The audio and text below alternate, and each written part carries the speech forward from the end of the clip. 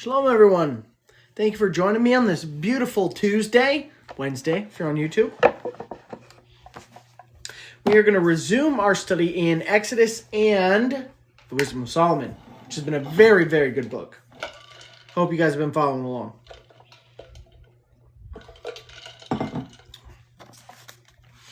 Get your Bibles ready. I will be reading out of the Septuagint, if you'd like to follow along.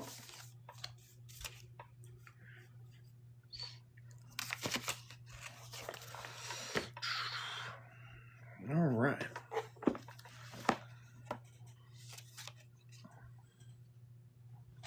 I'm going to give it just a couple of minutes here. Let a few people join into the live stream, and then we'll get started on the study.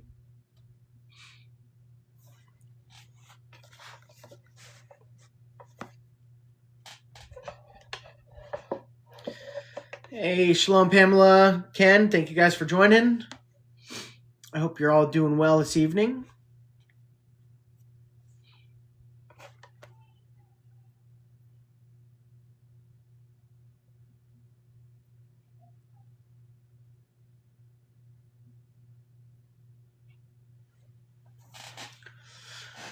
All right. If you guys have anything you want to talk about before we get into the study, just drop it in the chat below. Marcella, Shalom, thanks for joining. And family's doing good. Thank you for asking. Appreciate it. And then Shalom to you, Brother Ken. Hope you're having a wonderful Tuesday evening.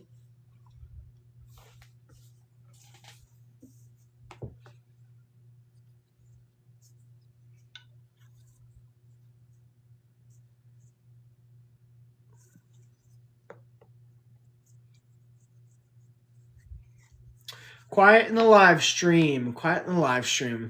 That's fine. I don't really want to talk much on Tuesday either. I get it. Hey, Shalom Jairus. Thanks for joining. Good to see you. Like I said earlier, we're going to be in chapter 21 of Exodus. We'll get started on that here in just a few minutes.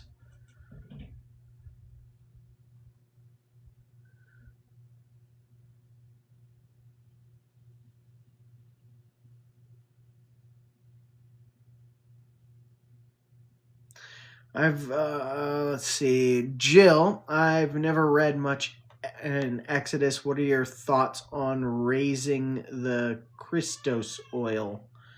I'm not quite sure exactly what you're referencing. What do you mean by raising the Christos oil? If you want to just clarify a little bit, I'll try to answer.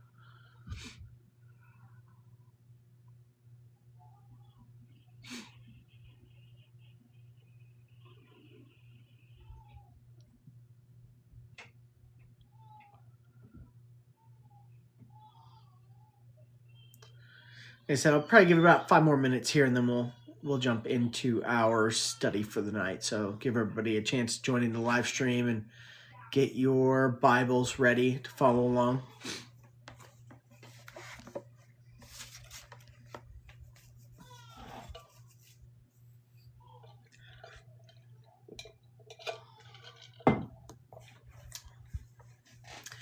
Hey, Mary, Shalom. Thanks for joining. Good to see you. I hope you guys are having a wonderful week so far.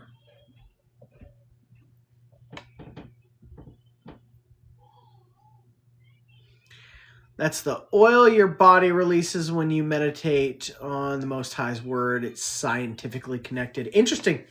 I don't know much about Christos oil, not something I've looked into. But I do know that reading the Most High's word and reading it on a daily basis is extremely beneficial to your walk and your relationship with the Most High and with our Messiah. Highly would recommend that people read their Bibles a lot, and not just the parts you like and agree with and know all of it. The entire Bible is true and applicable to our life and our walk and our relationship with the Most High, contrary to popular belief. That includes the Old Testament, like Exodus, among other books. You watch too much Bill Donahue. Hey, I don't think I've ever watched Bill Donahue, but hopefully they're talking about good, pro Bible stuff. I wouldn't know though. Definitely reading your Bible. I do know that has an effect though. Giant impact on your day-to-day life and your walk.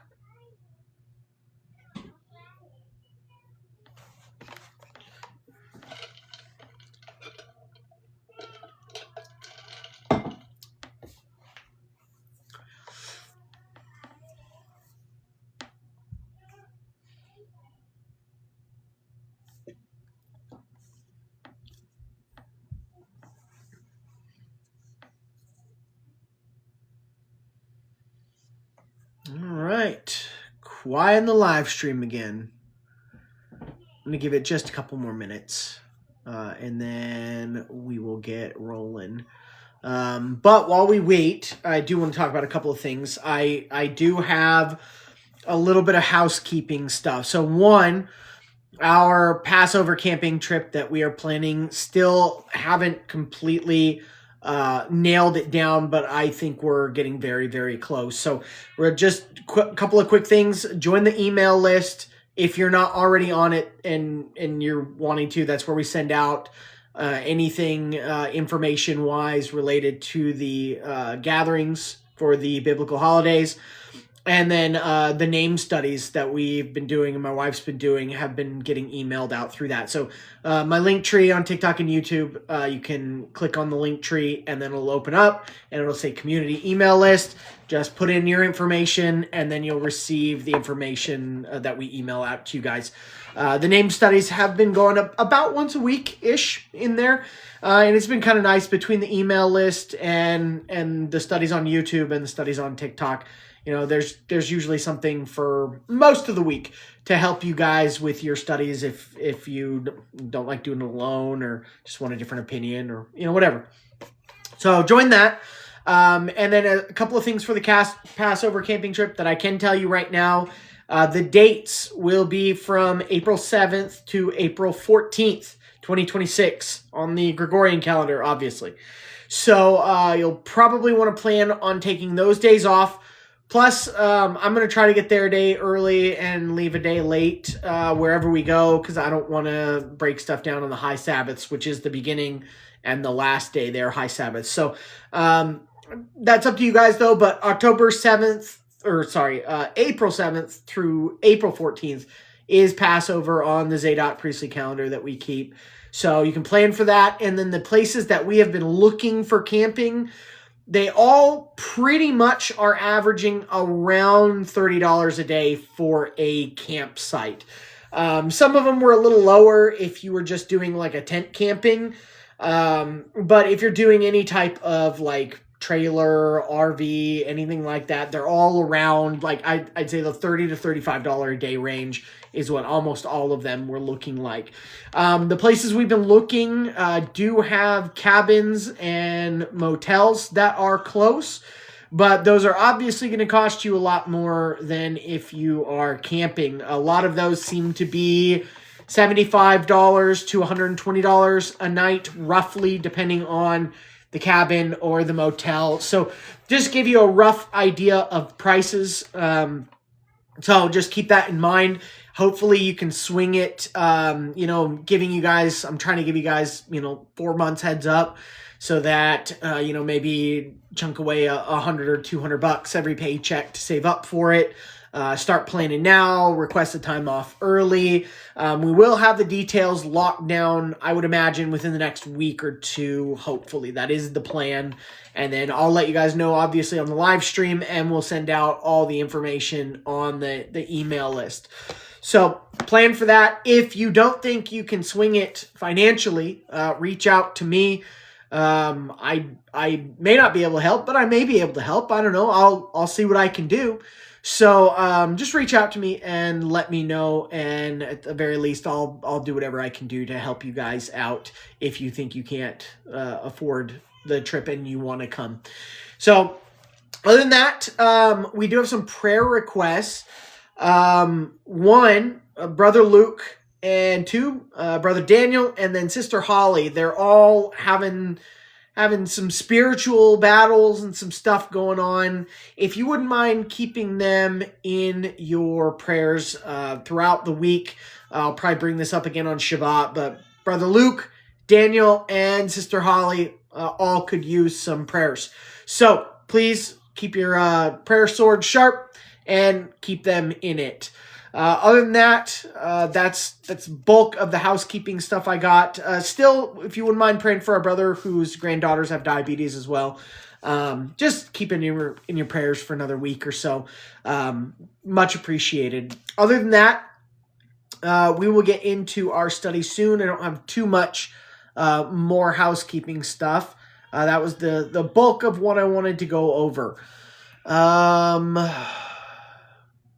Why did Moses refuse freedom for the Israelites? I don't even know what you're talking about.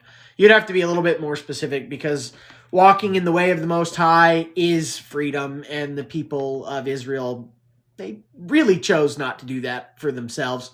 I don't know what you're referencing by saying, why did Moses refuse freedom for the Israelites? Sorry, not trying to be rude.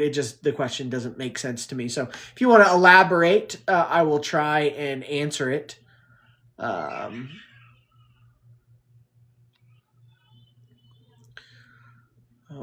right. Well, in the meantime, let's get into it. Before the 10th plague, are you talking about Pharaoh?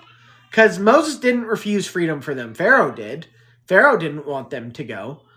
Moses never got a green light from Pharaoh. It wasn't until, everything went silent. And even after that, he really didn't get a green light, because Pharaoh pursued them into the wilderness. So, again, not totally sure what you're talking about.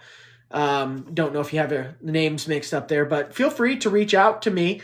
You can email me at sheepdogministries@hotmail.com, or you can send me a DM and we can have an in-depth conversation about this and get on the same page. But I don't see anywhere in Exodus where Moses refused freedom for the Israelites. So I'm not sure if I'm on the same page as you with your question. So just reach out to me if you would like to talk about it more. In the meantime, though, let's get into our study. We are in Exodus chapter 21.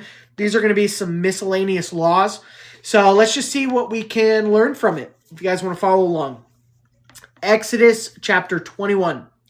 Now these are the ordinances that you will set before them. Whenever you acquire a Hebrew servant, he will serve you 6 years. But in the 7th year, he will go out a free man for nothing.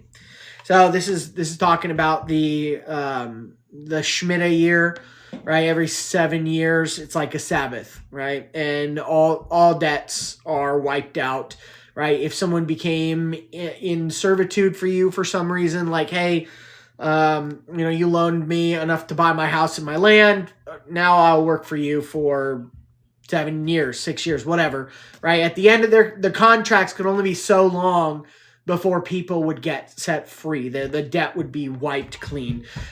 Generally speaking, that was 7 years. They had a set year where, hey, once this year hits, all debt's wiped clean. And then the Jubilee was also another one where every 50th year, the Jubilee year, debts got wiped free. Imagine if we lived in a world like that, where your car note and your house mortgage and your credit card bill every 7 years, whoop, wiped out. You clean slate, right? If we lived in a biblical world governed by the Most High's laws, that is what this world would look like. It wouldn't be endless compiling debt that you can never truly get set free from. It wouldn't be endless taxes. It wouldn't be like, hey, you own this, but we can take it from you if we want to. Like, if we followed the laws that God gave to Moses in the beginning of the Bible, this would be a much better place to live. I think we can all agree that it would be pretty nice to have our debt wiped out every 7th year or every 50th year.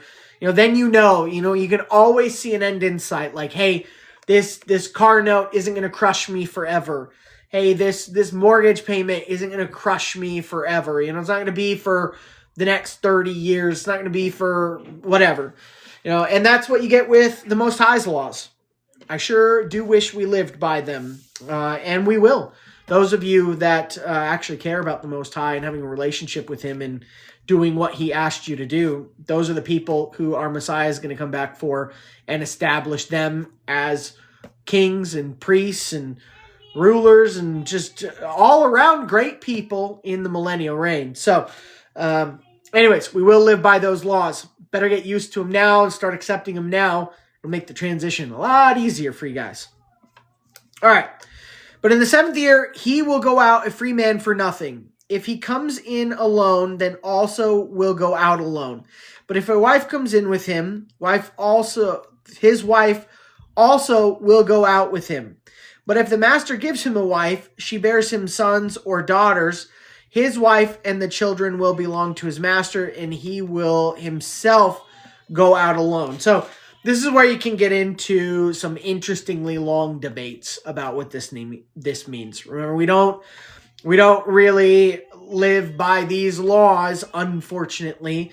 But for the most part, remember, whenever you're talking about slaves or indentured servitude in the Bible, 9 times out of 10, it was somebody paying off a debt. And the other time, those were prisoners of war, which still had better rights than any other nation that's ever existed has treated prisoners of war. So keep that in mind. But let's just say that, just as an example, this guy, this master has, a company he runs, and, he has a bunch of servants or workers, really is what they are.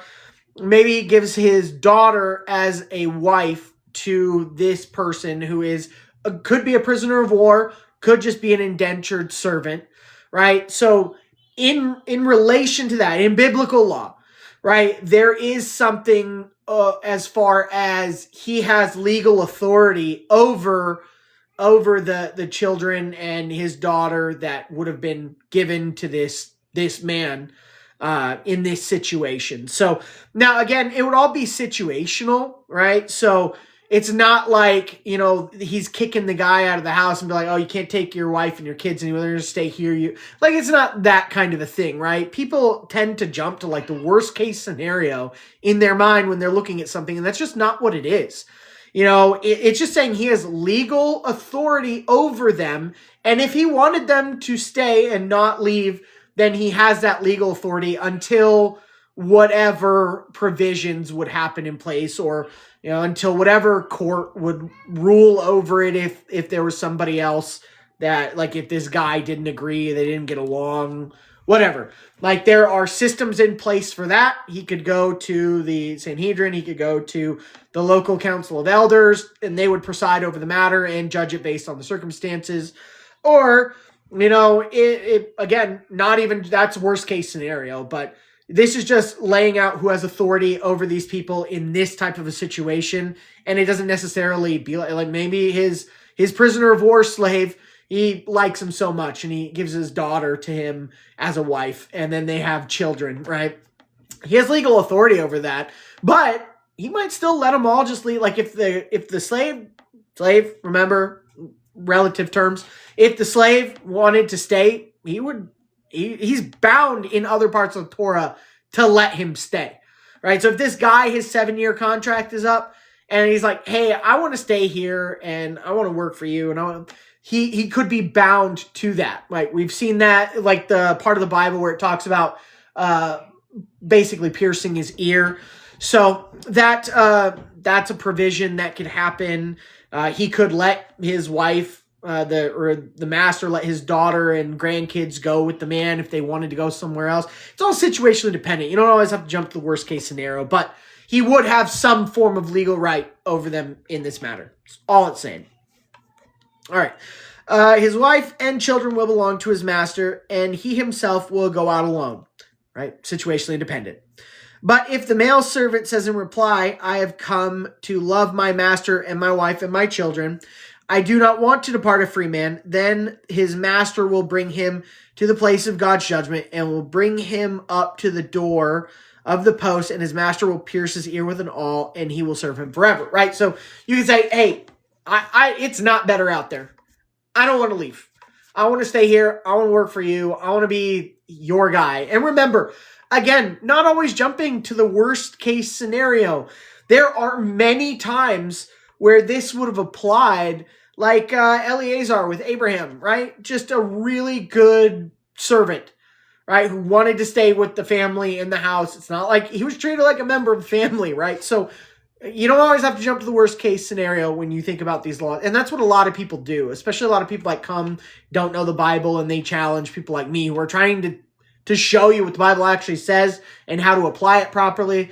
They'll be like, wow, no, this is blah, blah, blah. You know, they go to the worst case scenario, and I don't know why, right? That's just not how it is. And remember the goal of the Torah. The entire goal of the Torah is to be more like our Messiah, Yeshua, Jesus Christ of Nazareth, if you prefer. I saw some new people in here. So I'm just saying, the whole goal of the Torah is to be more like our Messiah. Would anybody be out here arguing that you know, Yeshua, Jesus, isn't like a reasonable person, that he doesn't have feelings, that he's hard and always would do the worst thing that he could do? Obviously not, right? So if you have a man who has servants, who has a family, who has people that rely on him,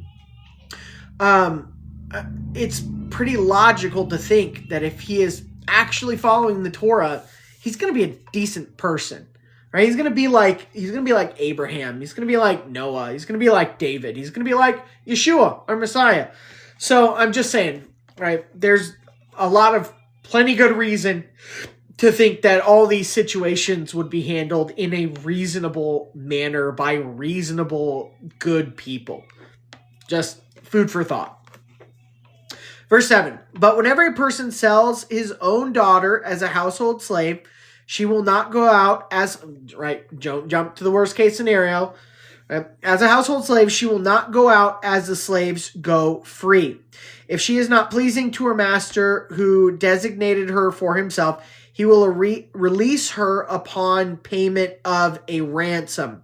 But her master is not to sell her to a foreign nation because he rejected her. Now, so many things we can go into with this one.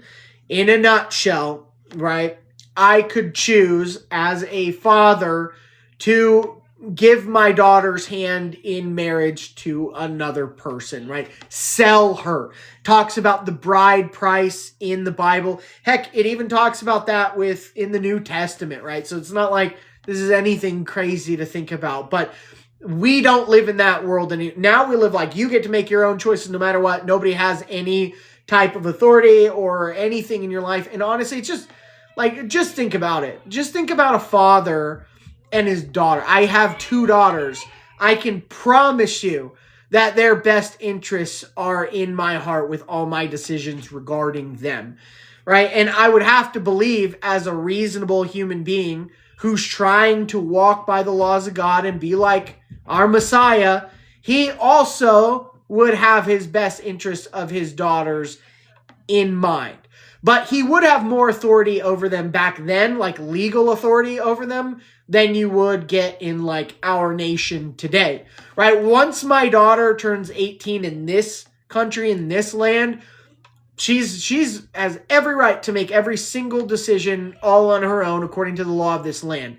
That wouldn't necessarily be the case back in the day. Again, it's very situationally dependent, so it's not a one-size-fits-all kind of a situation. But I could give my daughter to a person, or I could, and I would imagine this would be like the worst case scenario, but a man could use not just his daughter, but even his sons. You could sell them, in a sense, for monetary things, which sounds terrible, right? But remember, they're all to be set free after a certain amount of time, and the contracts wouldn't always have to be 6 years or 7 years, right? It could be like for a year, like, hey, my son will work for you for a year if you give me enough money to pay off this loan, or if you let me do this on your land, or whatever. So you could do that. You could set up work arrangements for your children, daughter and son, if you wanted to. Or workers, servants that worked for me I could have them go work for this other guy to pay off a debt or whatever. So again, don't jump to the worst possible scenario, but this is saying that in no situation could you give a daughter of the people of Yah, Israel, to another nation. You couldn't just be like, hey, I'm going to marry her off to this foreign nation over here and they can do whatever, because they don't follow the laws of God, right? So Yah doesn't want his people put under those laws. Makes sense. By the way, Jess, yes, I see you typing that message. I don't know if you had other ones. I've been paying attention to the chat, but I do see that one. All right. So anyways, again, food for thought, different culture, but it's not like always, oh man, these laws are terrible. All right.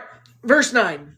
And if he designates her for his son, he will deal with her according to the ordinance of the daughters, right? The bride price and the laws that have to be upheld with a daughter and if she's a virgin or not, stuff like that. We've gone over that in other Torah portions.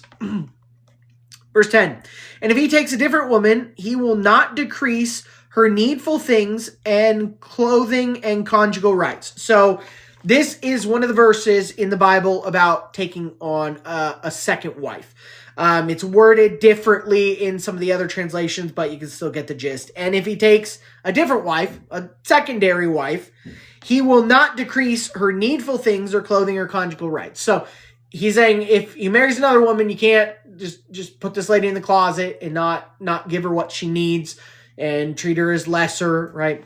And again, I really don't like to talk about this online because it's always such an annoying thing to deal with. Like the Bible says what it says, right? And we were raised in a culture where Satan wanted us to believe that having a man having multiple wives is wrong.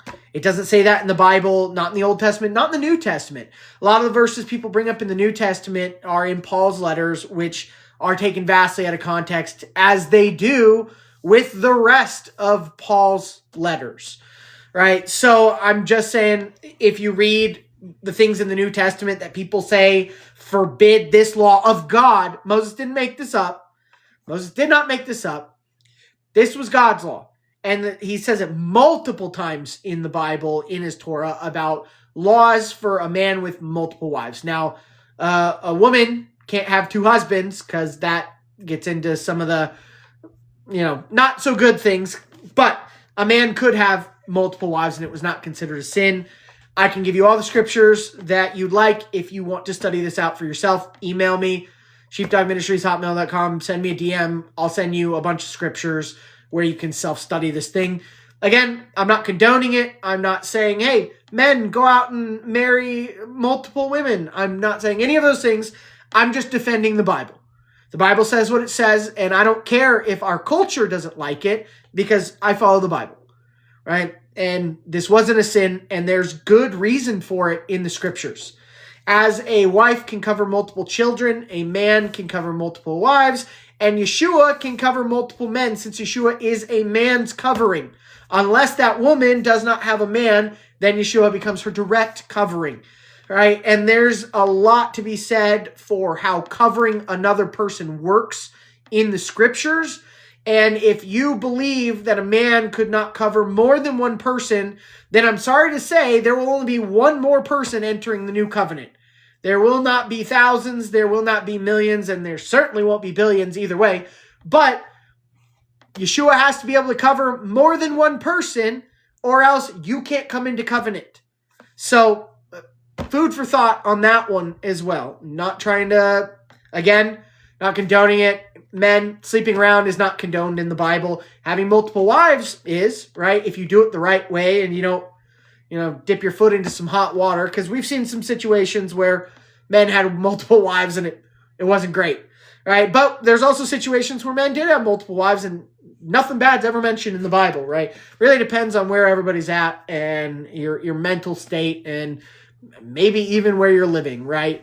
This would be a super taboo thing to do right now today in the United States, but it's not a super taboo thing to do over in, places of Africa or over in the Middle East, so really depends on where you are and what it is, but seems reasonable to me that Satan would want us all to believe that things that God said was okay are not okay, because it's just easier to attack the Bible at that point. And I think that's the big reason, one of the big reasons why, we grew up in a culture like we did. But just saying, the Bible says what it says.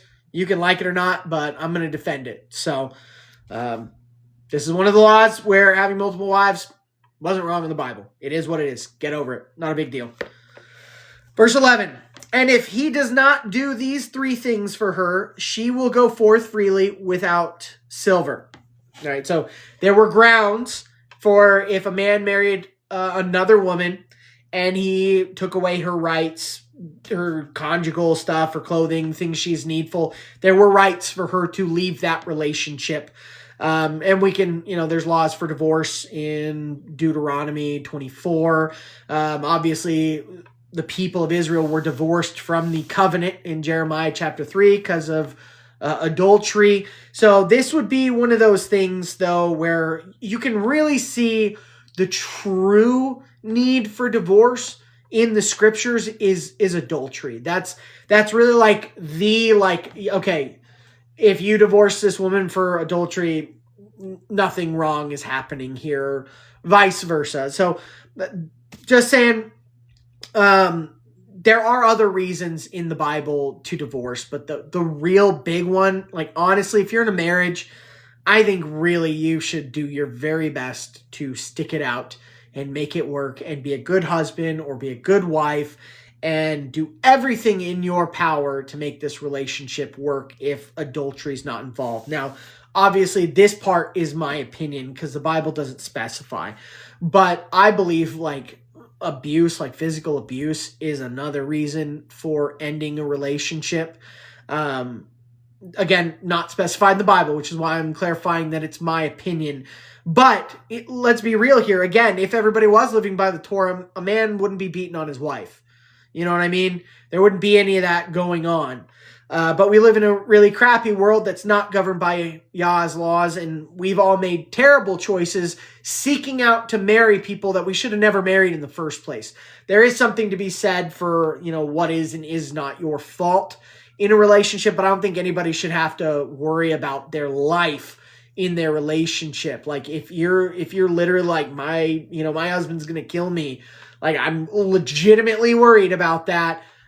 I think you're probably safe on ending that relationship and moving on. If a woman could leave a marriage in a multiple wives situation because she wasn't getting conjugal rights or clothing or her food needs, I think Yah would probably be okay if you left a relationship because you literally feared for your life in it, and no God-fearing, Torah-observant man would ever do that, right? I'm not saying men don't get angry or snap sometimes, or temper tantrum. We all need to try to work on that, by the way, gents. If that's an issue for you, do your best to work on those things, right? But you shouldn't have to worry about your life, and you should never be beating on somebody in your relationship. And I guess really, honestly, this could apply to women too. I don't know anybody personally where, a man feared for his life in a relationship, but I can't say it doesn't exist. So vice versa, men, if your wife's beating on you and you fear for your life, you're probably safe on ending that relationship. But again, I would really, whatever situation you're in, I would pray about it. I would seek the Most High, fast. Think about what the circumstances are. Objectively look at your relationship and just if you can, stick it out. There's good reason to stick it out in a relation, even with a non-believer, right? And Paul does go over those things. Maybe your spouse is a non-believer, but they're good to you still, right? They don't beat on you, they don't abuse you, right? They're still a good spouse. They're not a believer. That's not a good reason to divorce, right? It even talks about that in the New Testament quite a bit in Paul's letters. So we could get into these things all day long. If you do have a direct question about your relationship, you can reach out to me if you'd like. You can email me. I will give you the best advice and opinion that I can. But at the end of the day, everything will be your choice, and you should bring it before the Most High in prayer and fasting if you're in one of these bad situations. But I'm going to leave it at that. Reach out to me if you have a question. Other than that, there are legitimate reasons for divorce in the Bible, but we should try to avoid it if it is not a grievous matter, And back in the day, honestly, this would have been a grievous matter if I had a wife and I was treating her well. Like, hey, I'm gonna make sure you have clothes. I'm gonna make sure you have a roof over your head. I'm gonna make sure your physical needs are met here. And then I get another wife, a new pretty young thing, and then I just throw my other wife, like, hey, no, you don't need clothes anymore. You don't need, I'm not gonna do this with you anymore. Like, that's a reason for divorce, and it's, I don't know, it would be a crappy thing. It would be a very crappy thing. But again, most of us don't have to worry about that because, again, in this country, it's really not a thing. But I can see why that would be grounds for a divorce for a woman to enter because, again, things were different back then. A woman couldn't just go out and get her own job and get her own house. And it was a lot harder for women to get by in the world than it was for a man. So I can see why that would be a good reason. Anyways, let's keep going. Verse 12. And if someone strikes someone else and he indeed dies, let him be put to death by death. As for the unwilling person, instead, Yah delivered him into his hands. I will grant you a place where the killer will flee, but if someone attacks his neighbor to kill him treacherously and he flees, you shall take him from my altar to be put to death. Okay, if you're not following along, this basically says, if you intend to murder somebody, then you are to be put to death. You are guilty of a law that leads to death. What might be harder for you to pick up is this section in verse 13. As for the unwilling person, instead, Yah delivered him into his hands. I will grant you a place for the killer to flee. So that is talking about basically manslaughter, if you're not familiar with the term, right? So it's an accidental killing of a person, not an intentional one. There's a difference in our country, and there is a difference in the Bible for sure. Now, in our country, the penalty can still be prison time or whatever. But here, basically, if somebody accidentally killed somebody else, they had to leave and move to another town, which could be a big deal. I mean, completely picking up your life and moving it to another place and starting completely over. That's quite a punishment. Like, imagine if you broke a manslaughter law and they were like, okay, you can't come back to this town. You can't live here. You have to pick up and you have to move to whatever, Boise or, whatever. Like, you have to leave and move to this town. And you can't come back. Like, that would be quite a punishment. Like, it really would. But either way, there are differences in laws for manslaughter and murder. Right? Two very different things. One is accidental, like I didn't mean to kill the guy, but it happened. The other one is very intentional and thought out. I don't like this person. I don't want him to live anymore. Right? There's a difference being made in the scriptures. That's how it goes. All right. Verse 15. The one who strikes his father or his mother shall be put to death by death. Right? So, again, this was a pretty grievous thing, right? Falling under the, honoring your mother and father. Like, again, in the 10 Commandments, which we went over last week, number 5, honor your father and mother. And that is up there because it is a law that is worthy of death in the scriptures.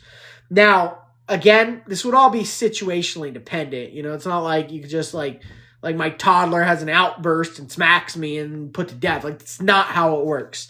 Right, so everything would be brought before a council if the matter was grievous enough where it was outside of the family to control it themselves.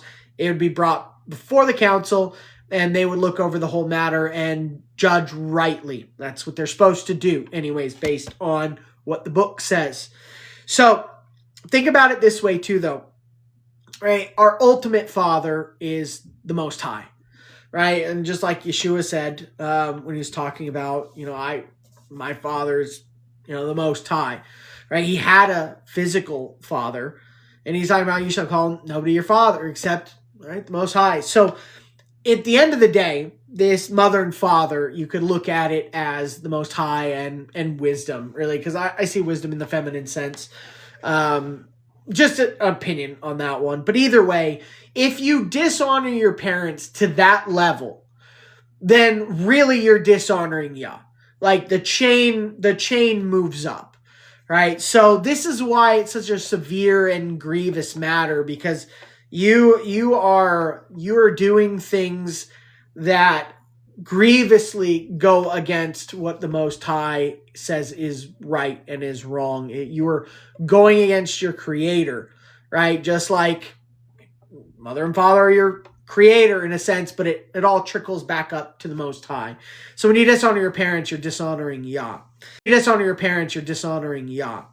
And that is a big deal. You don't dishonor your Creator. Remember, He has dominion over us as we have dominion over animals, right? So hopefully you understand how that dichotomy works. But if not, reach out to me. We'll talk about it. I can explain it better, I hope. But just for simplicity's sake, if you dishonor your parents grievously, you're dishonoring the Most High directly, in a sense, which is why that one is in the 10 Commandments and why the max penalty for breaking the 10 Commandments is death.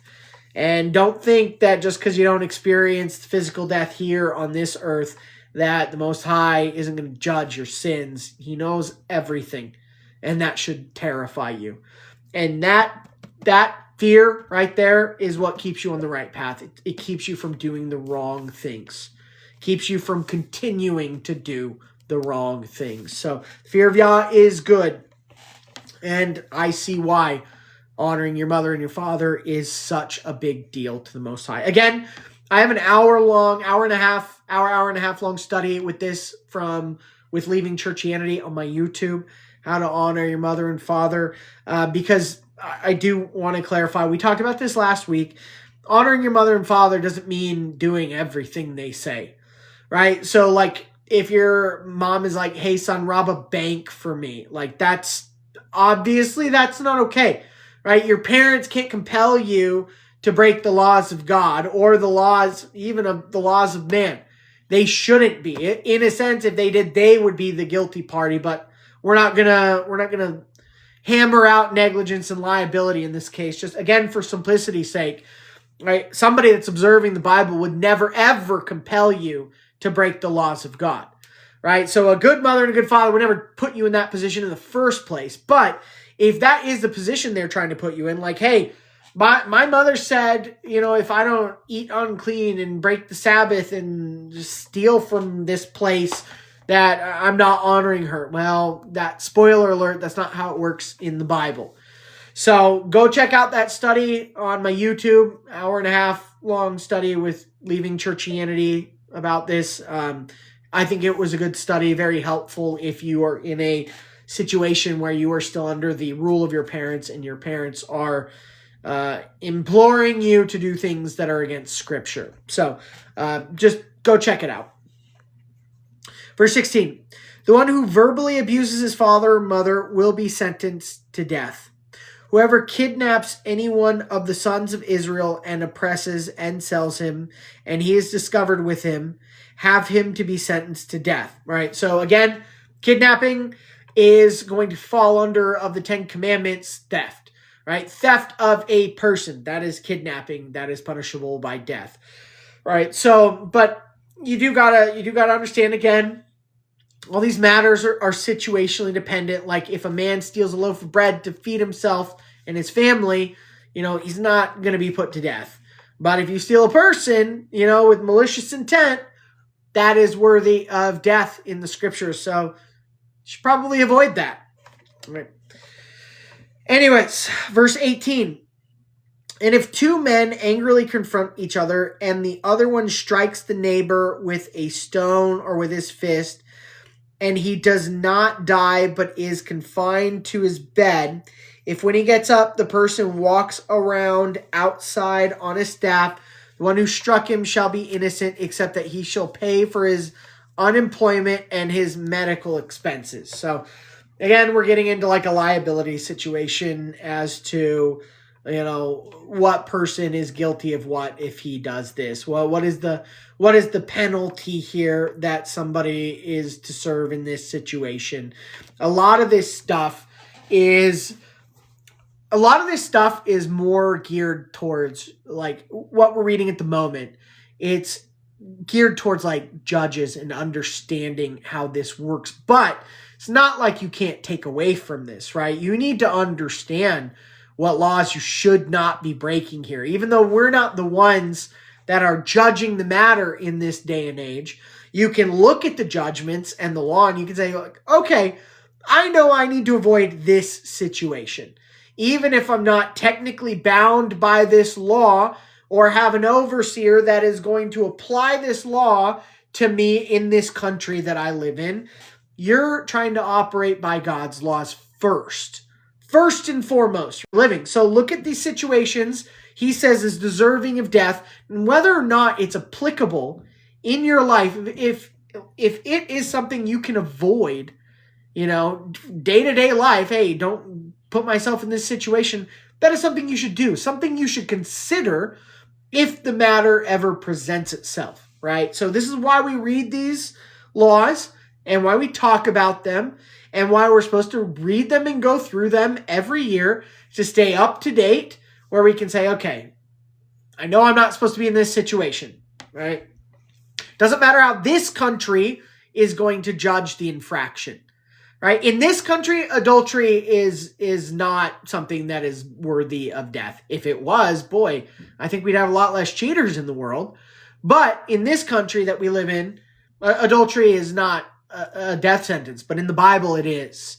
And remember, God's law supersedes the law of the world. A lot of people treat that the other way around. Oh, well, the United States says this drug is legal, right? So clearly it's okay if I am, overusing this because it was, prescribed by a doctor, or this country says it's okay. Well, if the Bible tells you not to be a drunkard, and it doesn't matter if a doctor prescribed it to you. It doesn't matter what the laws surrounding that circumstance are in this country, because you are held to the standard of God's law, right? That is what you're judged on Judgment Day. You're not judged on statutory or common law of the United States. You're judged on God's law in the Bible, not about how well you upkept the laws of your district or your county. Now, don't get me wrong. Being a good citizen of whatever place you live and abiding by their laws is part of the Torah and walking in the scriptures. When you are sent into captivity, it's a punishment. And you are supposed to live by their laws. And their laws are supposed to show you what you're missing out on with God's laws, that you really messed up. And I don't know about you guys, but even though I grew up in captivity, I already know that I'm missing out on God's laws. And I already know I want to be bound to his laws in his country, not in this pagan nations. I'm not going to get into it. I think you guys know what I'm getting at. I don't want to get too mouthy with the climate of the world right now. But either way, we're in captivity right now. It doesn't even matter what country you live in. Yah dispersed all his people, kicked them out of the covenant. There's not a place on this earth where you can go to a place that is governed by God's Torah alone and that is walking rightly in his eyes. Not even the political state of Israel. Doesn't exist. Right? So we're all still in captivity right now. That's about to end soon, which is why we're all waking up to this fact and brushing up on God's laws. But remember, at the end of the day, you're judged based on what the Bible says by the Most High. And judgment starts with believers first. You're not judged by the laws of your county. Right? And how good you were a citizen of the laws of your county. Look, I didn't break any of their laws, even though their laws don't say things like your laws do. Right? Oh, I committed adultery all the time, but that didn't break the laws of my state or my country. Well, that's not the law you're bound to on Judgment Day. So keep that in mind. Next, verse 20. And if someone strikes his male servant or his female servant with the staff, and he dies at his hand, he shall be penalized with a penalty. But if he survives 1 day or 2, he shall not be penalized, for the silver is his. Now, again, we are getting into some different territory here. And again, every matter that is of the death of somebody would be presided over by a judge of Torah law and a council of elders in whatever jurisdiction you're in, or however grievous the matter is. It might get sent to the Sanhedrin, the Supreme Court of the Bible, right, in the land. Don't really have that right now, although I think they're trying to start it. I'm not really sure what the political state of Israel is doing with the Sanhedrin, because they certainly don't go off Torah law anymore. But either way, this matter would be presided over, and they would judge everything in that circumstance. Now, again, let's consider a prisoner of war again. Obviously, they do not have the same rights as any other person, and they wouldn't in any country, in any situation, right? They're usually thrown into jail, or they would, like after World War II, you don't even want to know what happened to the prisoners of war. It wasn't good stuff. They certainly weren't treated with any type of nice law where, hey, if you're good, you're set free, and no penalties. You can stay here and work for me if you want. Like, there wasn't that. If you go read about post-World War II Germany and what happened, pretty atrocious stuff that we aren't really taught in our schools. So just take that into consideration. If this was a circumstance with a prisoner of war where he did something that ended up killing this servant under him that was a prisoner of war, there were different judgments for that than there would be if it was a common person of your people, right? So is something to be said for that. And then it does say he shall be penalized, but again, it's situationally dependent, which is why it doesn't say specifically what that penalty will be. It could still be death, right? The guy that struck his servant and killed him could still be put to death, right? Or he could have to pay a fine, or he could have to, who knows, right? Because it was situationally dependent. So again, don't just automatically jump to the worst case scenario. I've had so many people that are critical of the Bible and the laws quote stuff like this to me, and it's like, dude, this is just a guideline here. You're not a judge, and you are not given the exact situation. Each situation is different, right? And some require a harsher penalty, while others require maybe a minimal penalty. Just like if you have a history of breaking the law, if you get one speeding ticket and you have to go over to court over it, they're probably going to be lenient on you. Hey, pay this fine. You get 5 points off your license. You're good to go. Like, bye. But if you do it a second time, and then a third time, and then a fourth time, and then a fifth time, and then a 10th time, on that 10th time, do you think they're going to be as nice to you as they were the first time? Or even the second time? Probably not, right? Because it's dependent on the situation. Same outcome. This guy got one ticket for going 120 over. This guy got a ticket for going 120 over. But this guy's done it 10 times, and he should have known better. This guy's never done it before, right? So situationally dependent. There's a lot of different things that could happen in this situation, but we don't have a specific situation to go over to determine, hey, this is what happened in this situation. This is the guy's history. This is what everybody knew of this situation. No witnesses to call, nothing to be established here. This is a guideline for the law. So you can't use this and say, oh, God's so mean because this guy killed this person. He was a slave and he doesn't get put to death. Well, he might have.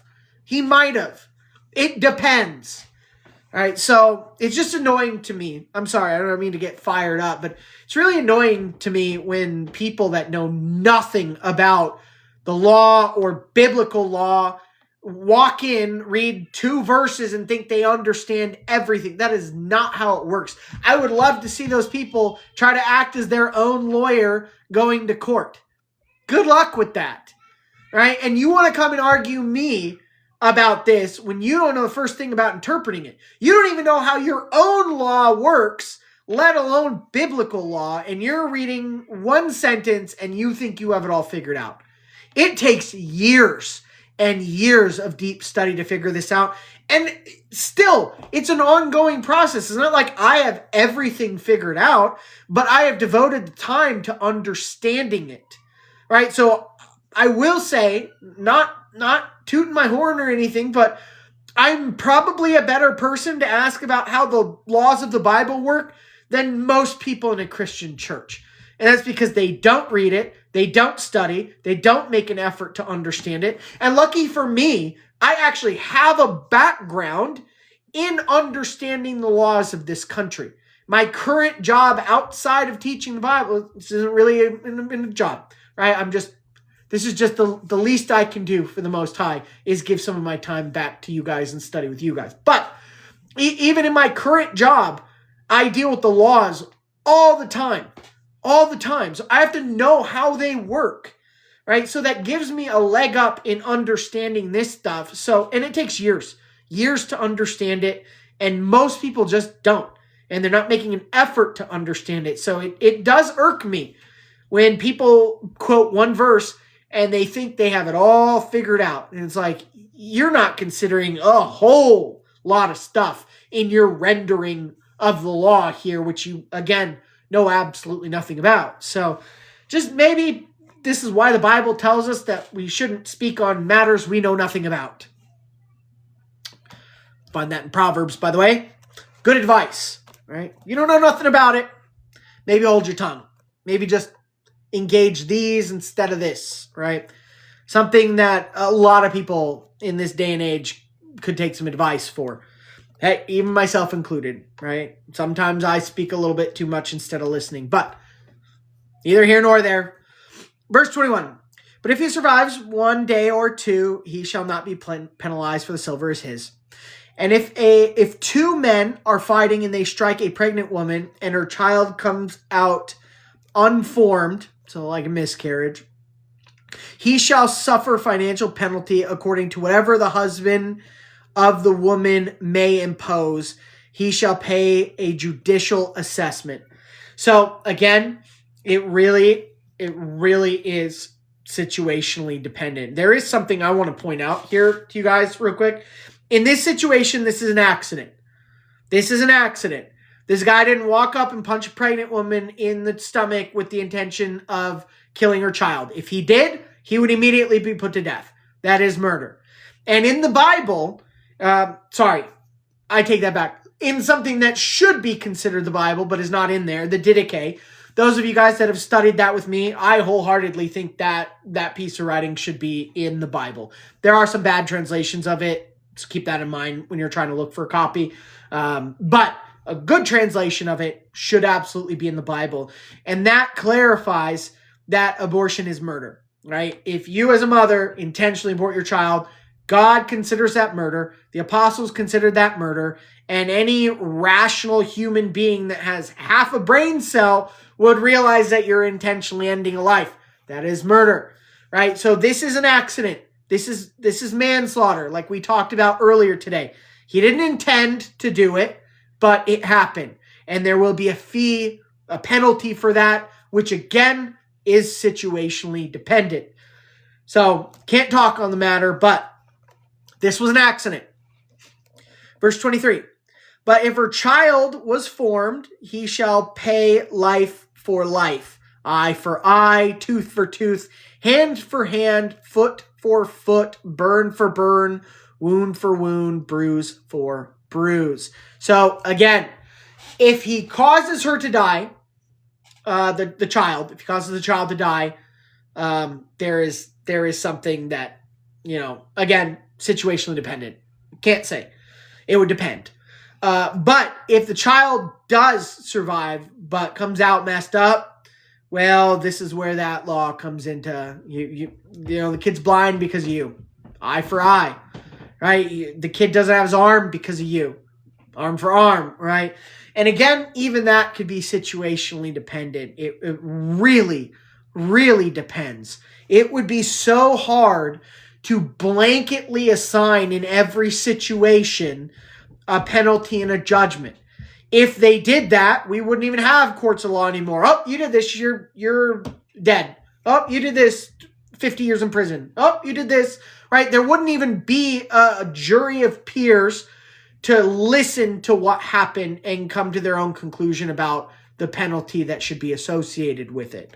All right, so just saying, this is a good law, right? But one thing to note, it was never, ever, ever for the common man to render eye for eye, tooth for tooth, or hand for hand. Ever. It was always the judge's job. It was the judge's job to be an outside party, to consider the matter, the whole matter, listen to everybody's side, right? And then he would judge rightly and say, in this situation, this is the appropriate penalty, right? Which can go up to eye for eye, tooth for tooth, hand for hand, foot for foot. But it does depend. You can't blanketly assign something like this, right? You can't just say in every situation it'll always be this. And that's what a lot of people do. They go to the extreme. Nope, it'll always be this. That's not true, right? It's just not, right? So, verse 26. And if someone strikes the eye of his male servant or the eye of his female servant and blinds them, he shall send them out free in place of their eye.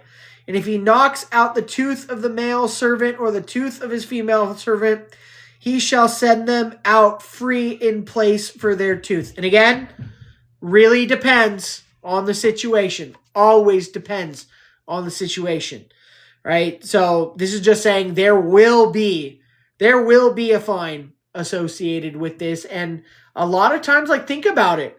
Think about if you were a man and you had a farm, right? And a lot of people were farmers, harvesters, they raised animals, and they would hire people, right, to tend the land. So if you were in a situation where you did have a servant or a slave, a hired worker, right?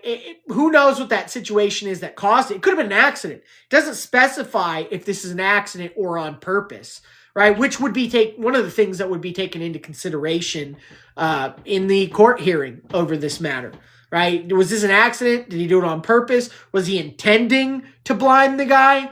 Was he intending to break their teeth out? Or maybe he's just liable because, hey, he accidentally tripped him, or he meant to swing his rod over here, but smacked him right in the mouth or right in the eyeball. He didn't see him, whatever. A lot of different things could happen that would be taken into consideration. So all I want you guys to really understand. But at the end of the day, it's just saying there will be a penalty associated with these things. And if you were a man that had a farm, right, you'd need all the help you could get. It's not an easy job to raise animals or to harvest. And losing a servant could be a big deal, right? It could be in the difference of, hey, I get to stay home today, or I have to be out in the field every single day, So losing one of your servants that you planned on having their work for the next 2, 3, 4, 5, 6, 7 years, right? If you planned on that and needed that, and because of your negligence or your intentional act, you lost them, because it could be a big deal, right? So there is something to be said for those types of situations, but a lot that we can't blanketly assign coverage on. So, verse 28. And if an ox gores a man or woman and the person dies, the ox shall be stoned with stones, and its flesh will not be eaten. But the owner of the ox shall be free from liability. But if the ox was one that would gore in the recent past and in the distant past, and they warned its owner, but he did not destroy it, and it slays a man or woman, the ox shall be stoned, and its owner will die with it.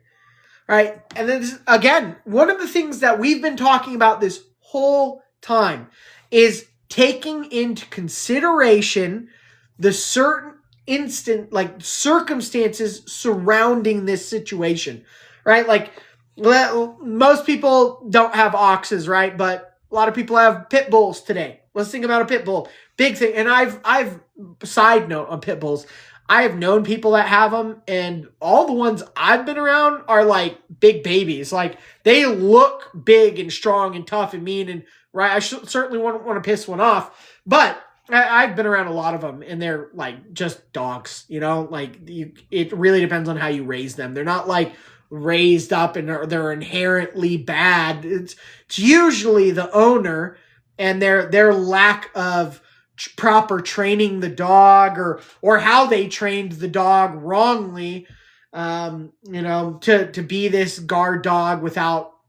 Anyways, I'm just saying there's plenty of pit bulls out there, great dogs, but I'm using the example because somebody, situation you could run into. Let's say that a man or a woman has a pit bull, right? And this pit bull has been shown to be aggressive and has potentially wounded people in the past. And they said, okay, you have to either move or you have to put the dog down or you have to give the dog away or you have to make sure that you have a 15-foot tall fence that the dog can never, ever get out of, right? So they would be aware of the certain circumstances surrounding this person and this animal in this community. And this is saying that if a guy just has a pit bull and it just happens to get out one day and gore the animal can't live if it kills somebody, right? And even today, they do that, right? If a dog kills a person, they put the dog down. If a cat, I don't know if cats kill people, really, the small house cats, but if a cat killed somebody, they would put the cat down, right? They still do that today. So it's saying the animal can't live, but if this person should have known better and were warned of things that they needed to do, it's saying that liability is on them. They basically directly contributed to the death of this person because of their lack of action, right? So in that situation, they could also be put to death. Max penalty, obviously, is death on that one. But again, completely situationally dependent. Maybe the guy does deserve to be put to death because of what he did. Maybe he doesn't, So just saying, there are a lot of things to consider in these laws, and we're getting guidelines for how the law works and where liability would be placed in certain situations. And in this particular one, right, max penalty could be death. Verse 30. But if a ransom price is placed upon him, he shall pay the ransom price for his life, whatever price they place upon him. So, hey, your animal caused, $50,000 worth of damage or whatever. You're liable for $50,000 worth of damage. Right? Could be that. And if it gores a son or a daughter, they shall deal with it according to this ordinance, right? So if it kills somebody or if it hurts somebody, right? It doesn't even necessarily have to hurt them. It could, or kill them. It could just hurt them. And then these laws would come into place and then the matter would have to be considered. Verse 32. And if the ox gores a male servant or a female servant, he shall pay 30 drachmas of silver to their owner, and the ox shall be stoned. And if someone leaves a pit open or digs it out and does not cover it, and an ox or donkey falls into it, the owner of the pit shall pay out silver. He will pay their owner, but the dead animal will be his. Right? This is like laws for salvage, right? Which is interesting because it's like, okay, well, you dug a pit, which led to the death of this animal, which people used as vehicles, right? And because of that, my donkey, my ride is dead and it's in your gigantic pit. And now you have to pay me for my new vehicle, right? And don't get me wrong, I know animals have more value than a vehicle. I'm just making it simple. But in essence, these animals would have been vehicles back in the day, right? So if somebody does something intentionally that leads to the destruction of your vehicle, well, now that person owes you for the vehicle. And because of the situation under which it happened, it's their problem to deal with the salvage, right? If, it's just can't get it out. What's it going to help this guy to go drag his dead donkey all the way back to his house, and bury it? No, this is your problem. This is your fault. You have to fix this. So I just think it's extremely interesting because there's a lot of similar laws today in regards to like vehicles and vehicle liability. It's just interesting stuff, I think. Anyways, verse 35. And if some ox of someone gores the ox of a neighbor so that it dies, they shall sell the living ox, and they will divide up its silver, and they will divide up the dead ox. But if it was pointed out that the ox was a gorer in the recent past and in the distant past, and the owner is warned and did not destroy it, he shall pay ox for ox, but the dead ox will be his. Again, situationally dependent laws in regards to, what your property ends up doing to another person's property or to them, right? What legal liability do you have in this situation because of the circumstances surrounding it, which would be taken into consideration on a case-by-case basis. So, interesting stuff. Now, that is our Torah portion for the night. I'm sorry, you guys, we had a long one. And last week we had a long Torah portion as well. So we might not be able to get in too much of the wisdom of Solomon, but I would like to get a couple of chapters in at least. It obviously depends on how much we have to talk about, but I'm going to shoot for chapter 10 and 11 tonight. Let's see if we can make that happen. And then we're pretty close to the end. I think there's 18. Is there 8? I forgot. 19 chapters in the Wisdom of Solomon. So we're getting pretty close to the end. I'm going to have to put up a poll for you guys about the next book you'd like to study on Tuesday. But we'll worry about that in a couple of weeks. But you guys who are watching these studies, think about what you might like to study next. It doesn't have to be Apocrypha. It can be something in the canon as well. Like I'm really open to whatever you guys want to do. So as long as it's in the Bible and as long as we haven't recently done a study over it, I'm all ears. I would be happy to study a lot of different books with you guys. So anyways, Wisdom of Solomon, chapter 10. This is found in the Septuagint. If you guys would like to follow along, you can find free PDFs online for all you new folks. All right. Wisdom protected the first formed father of the world who alone was created. Now, we can get into some pretty big speculation here as well. I tend to lean towards, talking about Yeshua who alone was created. I wholeheartedly believe that the entire Bible says that the Most High created Yeshua, and Yeshua was over the world at its creation. That's what I get from it. If you have a differing opinion, that's okay, right? We don't need to stop hanging out with each other. But we've already seen clear and undeniable prophecy of Yeshua in the Wisdom of Solomon, and we know that there is a Father that is the Elohim, the Most High, over our Messiah Yeshua, by his own words. Right? The Father is greater than I. The Father is my God also. So, stuff to consider. But I do believe that he was the first alone created.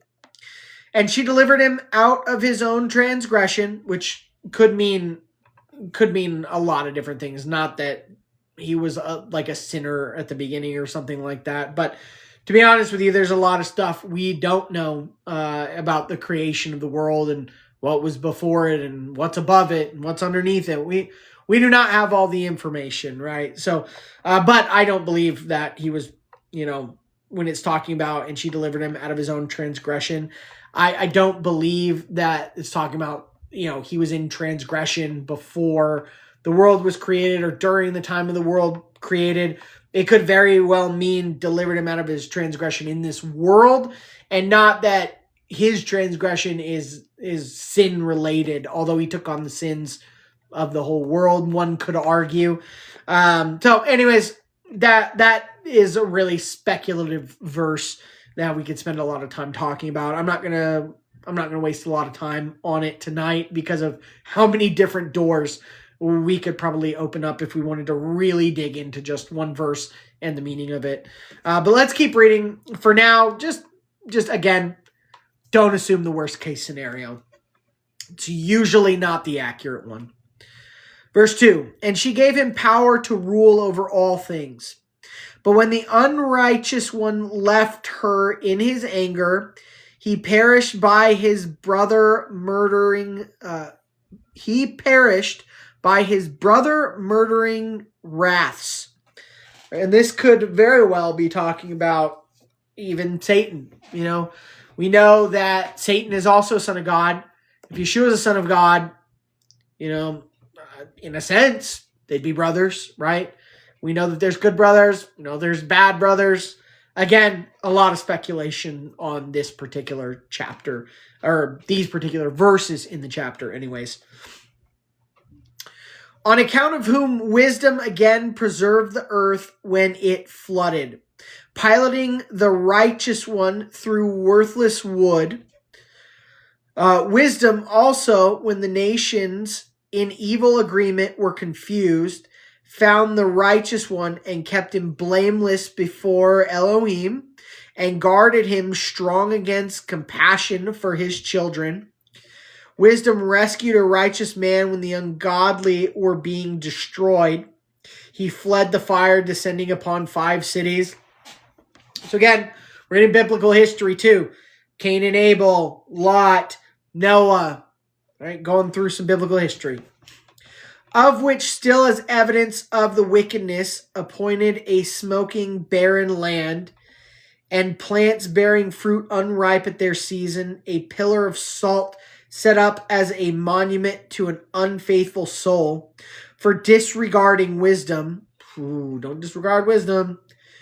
They were hurt not only from not knowing good, but also they abandoned life, a memorial of their thoughtlessness, lest they be able to forget the things by which they fell. But wisdom rescued for labors those who attend to her. A righteous fugitive from his brother's wrath, wisdom led in straight paths. She showed the kingdom of Elohim and gave him knowledge of holy things. She prospered him in his toils and multiplied his labors. When greed overpowered him, she stood by him. She made him rich. She guarded him from his enemies and secured him from those lying in wait for him. And in his mighty struggle, she ruled in his favor, so that he might know the piety is stronger than everything. Wisdom did not desert the righteous one when he was sold, but rescued him from sin. She descended with him into the well, and she did not abandon him in his chains until she brought him the scepter of the kingdom and the authority of those ruling over him, and showed those finding fault with him to be false, and gave him eternal glory. Wisdom rescued this holy people and blameless seed out of the nation of oppressors. She entered into the soul of the servant of the Most High and stood against fearsome kings in wonders and signs. She paid the holy ones the reward of their labors. She led them in a wonderful road and became for them a shelter by day and flame of stars by night. She carried them across the Red Sea and led them through much water, but she flooded their enemies. She threw them up out of the depths of the abyss. Because of this, the righteous plundered the ungodly, and they sang hymns, Adonai, to your holy name, and they praised your defending hand with one accord, because wisdom opened the mouths of the mute and made the tongues of infants clear. Now, I find this chapter to be interesting, and again, if we were to sit around and speculate around a campfire, we could probably talk all night about this one chapter alone.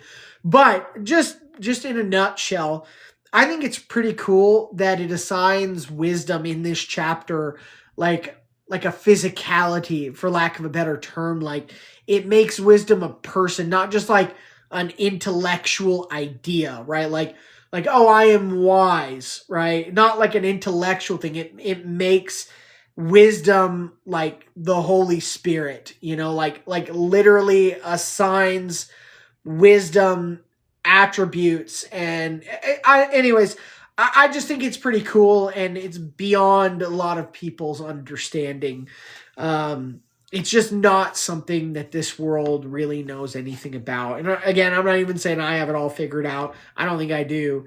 But it is pretty cool to think about what would normally be thought of as an intellectual trait as an actual physical, tangible thing. Someone you're going to reach out and touch, someone that's there for you, someone that watches over you and guides you and intercedes for you. I think that's pretty cool. So, anyways, just my opinion on it. Other than that, let's get into chapter 11 and see how far we can get. And then, honestly, we'll probably call it after chapter 11, just because I'm getting to my time limit here for Tuesday. I want to go out and see my babies before bedtime, hang out and have some dinner and stuff. But I do love you guys. Not trying to rush. We just had a long Torah portion. All right, chapter 11. She prospers their works by the hand of a holy prophet. They traveled through an uninhibited desert and pitched tents in untraveled places. They resisted hostile people and defended against enemies. They became thirsty and called on you, and water was given to them out of a sharp rock, and a remedy for thirst out of hard stone. For though the things by which their enemies were punished, through these same things, when they were in need, they benefited. Verse 6.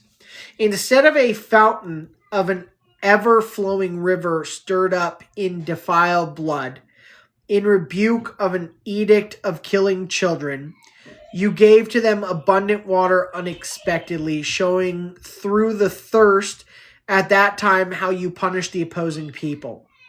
For when they were tested, although they were the ones being trained in mercy, they knew how the impious were tortured, being judged in wrath. For you tested these people like an admonishing father, but you examined those people like a severe, condemning king. Whether absent or present, they were distressed alike. For a double sorrow took them, and a groaning of memories of what has passed.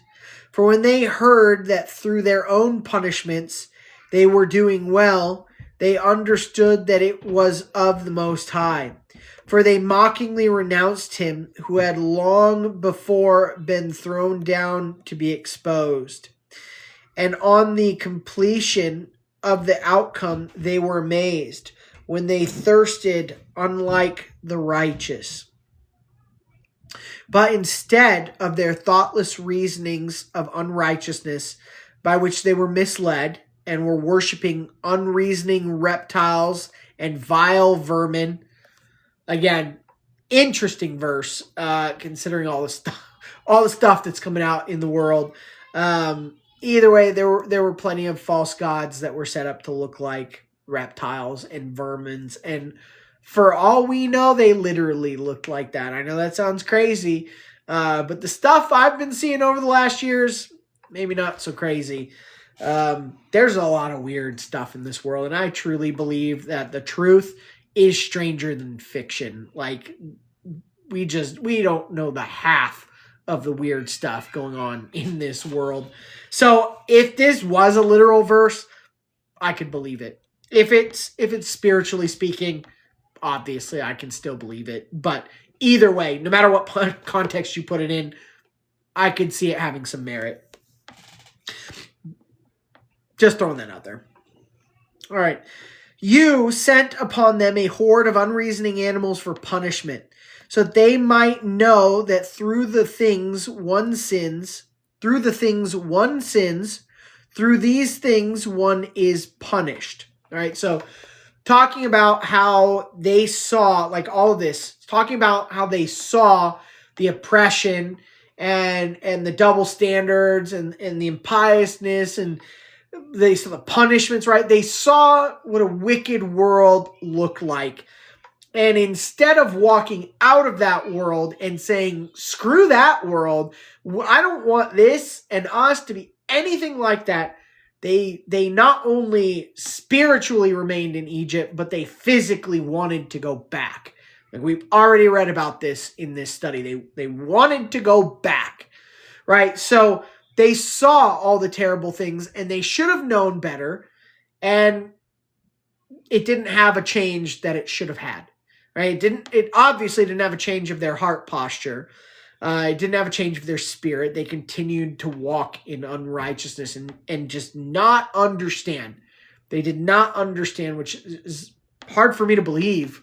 Obviously hindsight's 2020. Like we know now all the massive mistakes they made, but in the moment, maybe it would have been a little bit harder to rationalize that. I don't know.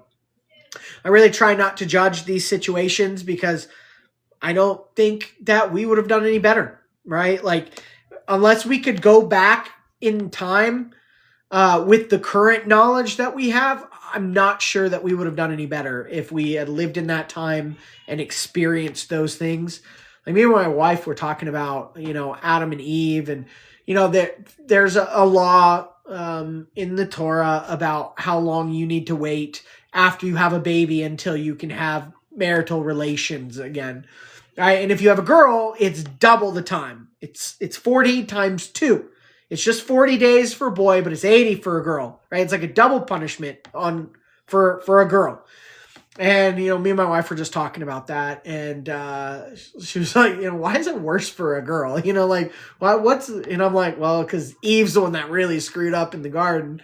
And it's like, well, I hate to judge because if you were Eve and I was Adam, pretty sure the same thing would have gone down, right? Like, pretty sure I would have done the same thing Adam did and my wife would have done the same thing Eve did. Like, I don't think it would have ended up any different if I was the one in the garden. Again, unless I could go back to the garden with all the current knowledge I have right now, maybe I could have done better. Right? But in that moment, I don't think it would have gone any different if it was Will in that garden or Bob in that garden or Stan in that garden. Just saying. You think King Solomon was white like that picture. I don't think it matters what his skin color is whatsoever. The Bible never specifies that skin color ever makes a difference. So if you're coming in with the skin color doctrines, and I don't know, you might just be popping in, Lex, but if you're coming in with a skin color doctrine, I will send you dozens and dozens of verses from the Old and New Testament that will utterly destroy the idea that skin color makes any difference to your walk or your salvation, or if you are the chosen people. But it does describe David as being white and ruddy with the ability to blush. So odds are Solomon was, white or Middle Eastern looking. Could have been half black. I don't think Bathsheba was black. So probably he wasn't black. He could have had a darker skin tone. Again, it doesn't really matter with the whole skin color and nationality stuff, though. Doesn't matter. And the Bible never makes a big deal of it because it's not a big deal, right? So, again, if you want to talk to me about that, I would love to have a conversation with you. I'm not trying to be mean or condescending. I hope I didn't come off that way.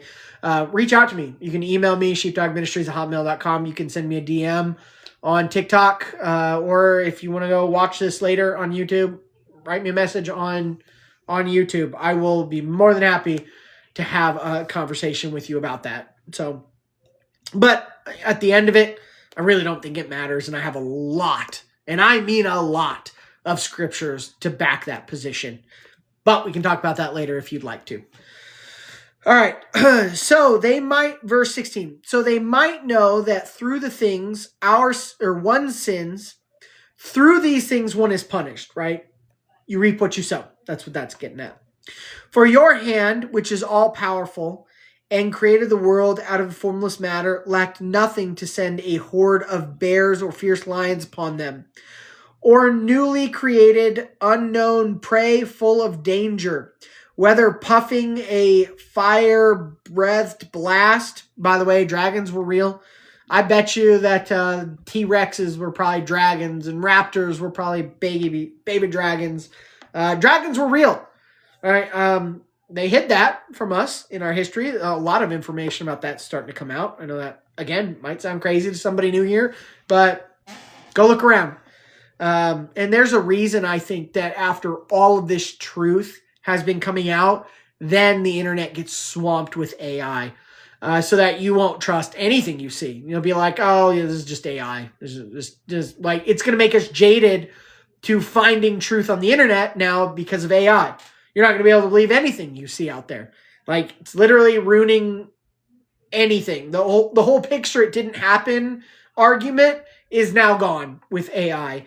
That's done on purpose. It's done intentional, and AI is doing a lot of other nasty, evil stuff that's going to end with the destruction of this world as foretold in Revelation. But we can talk about that another time. Either way, there is still truth out there to find in regards to dragons and in regards to giants, which are also real and there's a lot of information for, and in regards to the other things that have been grievously suppressed from our knowledge, but are still there, right? The facts are there for you to find, but no one's going to spoon feed them to you. You're not going to hear CNN talk about, oh, hey, the Bible was right. Well, who would have known it? We've been telling you guys for the last couple of 100 years that the Bible's a lie and giants weren't real and dragons weren't real. But hey, you know what? We just found out today that we've been completely wrong about that. We're going to retract every negative thing we ever said about the Bible. Yeah, that ain't going to happen. So you're going to have to go find it for yourself, but it's there to find. Verse 18, or newly created unknown prey full of anger, whether puffing a fire-breathed blast or scattered belches of smoke or flashes fearful sparks from their eyes, of which not only would the injury be able to destroy them, but even the frightening sight to destroy them, right? So scared that you'll just die. And it talks about that in the end days, that people's hearts will fail them for fear. Like, whatever happens in the last days is going to be so scary, people literally just, like, die. Right? Like, that's got to be some scary stuff if you're just, like, poof, dead, you know? Like, ah! Poof. Right? And it talks about that on, like, a large scale. So, I don't think the end times is going to be very fun. And I think we're spitting distance from there. In fact, I think it really kicks into high gear next year. 2026, people. That's when I expect it to really take a dark turn. That's my opinion. I'm not a prophet, so take that as you will. I could be wrong. I just really think next year it's going to kick into some high gear. Lex, what makes me think 2026? There are a lot of reasons. A lot. There's stuff going on in the stars that's crazy. Like, there's this really interesting book called Gospel of the Stars. It's not like astrology stuff. It's just it's just understanding what God built above us. I can't remember the author's name, but it's a really, really good, very interesting book. And when you look into understanding how the stars and how judgment is foretold from the, like, this is how the wise men knew of the coming of Yeshua. This is how Pharaoh knew of the birth of Moses. They had people that could read the stars. That information has been suppressed from us so that us common folks don't have the ability to see what God is doing. Only people with the insider knowledge do. Back in the day, a lot more people used to have it. Nowadays, we don't. Right. So anyways, there's a lot, and I mean a lot, of judgment stuff going on in the stars next year in 2026. Also, I think all this war stuff is going to come to a head by the second quarter. I think it's going to add more to the you'll hear of wars and rumors of wars. And I think it's going to lead up to the destruction of the political state of Israel. I really think that is foretold in the scriptures that it will be destroyed for a third time as judgment for unrighteousness yet again, why it was destroyed the first two times. And they're still doing the same stuff they did before. Though I think that might potentially kick into high gear next year. And then a massive number of other things, like really too much to talk about right now. Again, if you want to reach out to me, we can talk about it. But there's a lot going on that leads me to believe that it's going to kick off next year. Also, in my mind, I think the end date of the 2030 to 2032 time frame for the final days is rational and plausible. And I don't believe that there is a 7-year tribulation. I could be wrong about that, but I think it's 3.5. And if that is the case, then stuff would really start happening, well, next year, about halfway through the year, second quarter, third quarter. So anyways, a lot of stuff to talk about. I'm not going to waste all the time with why I think so, but I have, it is my opinion, my strongly rooted opinion that next year stuff will begin to happen, obviously, and in the open. Again, could be wrong, not a prophet, not claiming to be. I'm just trying to read my Bible and acknowledge it, and I'm trying to look at the signs of the times, and I see a lot of big old red flags marching around out there. So, all right, verse 20. But also apart from these things, they were able to fall by one breath when pursued by justice, and when scattered by the breath of your power. But you ordered all things by measure and number and weight. For great strength is always present with you. And who will resist the strength of your arm? Because the whole world is like the movement of a scale before you, and like a drop of morning dew coming down from the earth. But you have mercy on all because you are able to do all things. Yeah, I know he's taken massive mercy on me, right? It's really just important to understand the biblical definition of mercy. The fact that we are still breathing and alive when we have all done things that are worthy of death that he knows about. Boy, oh boy, is that a whole awful lot of mercy that we do not deserve. So the fact that he's shown me a lot of mercy is not escaped me. In fact, I still blows my mind the amount of mercy that he has shown me, and we're not even to Judgment Day yet. If you guys see me in the kingdom, I certainly received a lot more mercy than I ever deserved. So just want to throw that out right now. But you have mercy on all because you are able to do all things. And you overlook the sins of humans for their repentance. Right? What does it say in 2 Chronicles 7:14? If my people who are called by my name humble themselves and repent and pray and seek my ways, turn from their wickedness, then I will hear them from heaven and I will forgive their sins. Right? So repentance is the only thing that's ever going to save you. And repentance, unfortunately, doesn't mean that you can just like continue to be in something and just like be sad about it. Now, again, I am not your judge, and I don't know your individual situations. So take this with a bucket of salt. But I'm not talking about situations you're struggling with. Like, I know there are people struggling with sin. I know there are people falling off the horse and getting back up, and they're keep trying, right? That I'm not talking about. But I mean, like, what a lot of mainstream believers do. They're like, well, you know, I am sad that I am a thief, but, you know, Jesus paid for all of it. It's not going to affect my salvation. Or I am sad that I committed adultery, or I am sad that this football game is more important to me every Sabbath than honoring his death. Like, I am sad about that, but Jesus paid for it all, right? That kind of stuff is not going to fly. I know that for a fact on Judgment Day.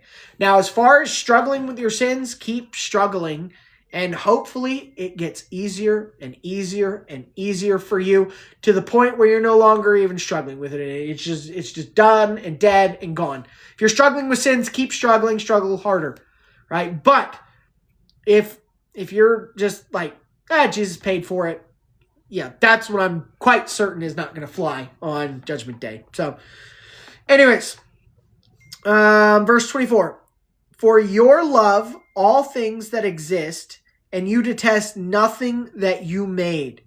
For you would not build anything if you hated it, right? But take this into consideration, right?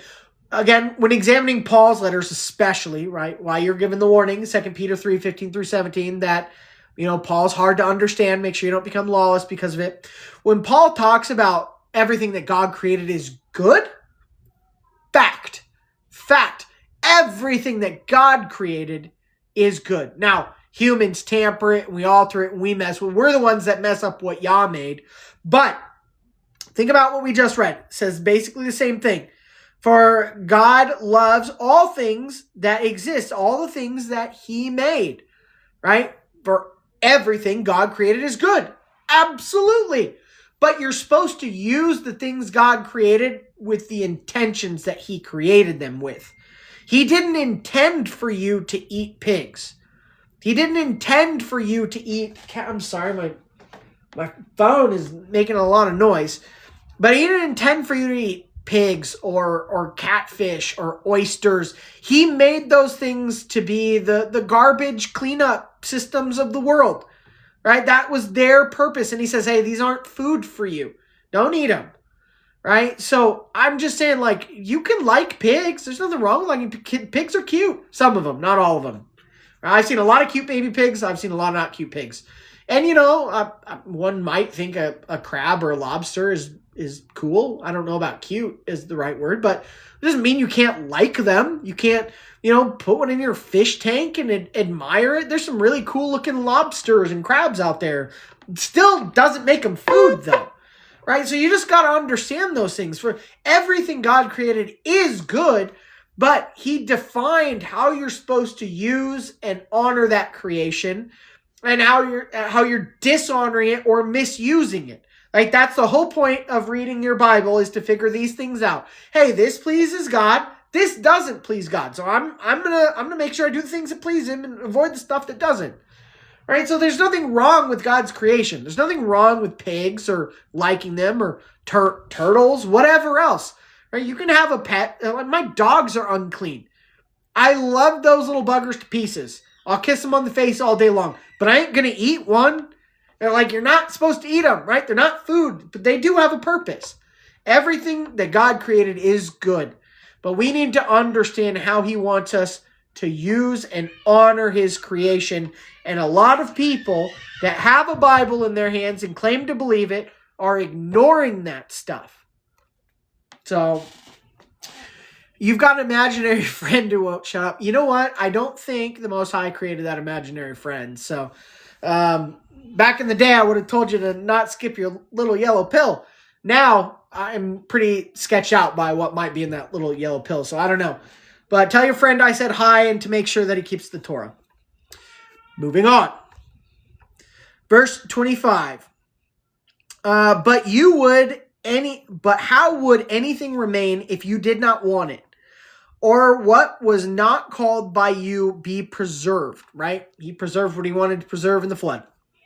Verse 26, but you spare all things because they are yours. Master, lover of souls, right? And that's the only reason any of us will ever be saved, because we don't deserve it.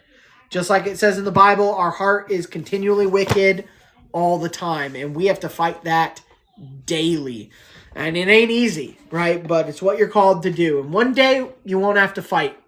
You won't have to fight it anymore. One day, you'll have that renewed body, and you will have that renewed mind, and you won't be wicked in heart or in mind anymore. And boy, that's going to be a good day. But if you want to see that good day, better start now, right? So anyways, I love you guys. Thank you so much for spending some of your week with me. As always, Yah willing, we will have our Shabbat service. That'll be Saturday, 3 p.m. Central Standard Time on TikTok. These are always restreamed on my YouTube. I see a lot of new people in here. So SHEEPDOG Ministries on YouTube. I also have 3 exclusive studies going on YouTube right now. Judges, Psalms, and Proverbs. If you need any more studies throughout your week, like I said, between our email list studies and the studies I've been doing on TikTok and YouTube, there's usually some kind of study to get you through most of the week. So if you want to go through any of those studies, they're on my YouTube. All of these are preserved on my YouTube. Thank you guys for hanging out with me and studying the Bible with me. Yah willing, I will see you on Shabbat on TikTok. And again, if I miss you, they're all on YouTube. Other than that, I hope to see you next Tuesday as well. And then once we get the plans for the Passover camping trip, because remember, all the biblical feast days honor our Messiah. They're all about him and what he did and what he's going to do. If you want to honor Jesus, keep the holidays that are about him and the ones that he told you to keep. Right? Do and observe everything found in the Torah. That's what our Messiah said in Matthew 23. And among many, many other places. So I hope to see you guys for that. Sign up for the email list that can be found on my link tree on TikTok and YouTube if you're not on it. And again, for those of you that missed housekeeping stuff, please keep Brother Luke, Brother Daniel, Sister Holly, and our brother who's got 2 grandbabies going through some hard some hard stuff. So keep them in your prayers, if you will, for this week. Appreciate it. Other than that, any of you guys, if you need anything, reach out to me. Like I said, sheepdogministries@hotmail.com, or DM me. I'll get back to you as soon as I possibly can. Other than that, you guys have a blessed rest of your week. Thank you for your continued prayers and your support and just spending some of your time studying the Bible with me. I love you guys. And may the Most High bless you, and may he keep you and make his face to shine upon you. May he be gracious to you and lift up his countenance upon you and give you wonderful peace in the name of our Messiah, Yeshua. Love you guys. Again, have a blessed rest of your week. And Yah willing, I will see you very soon.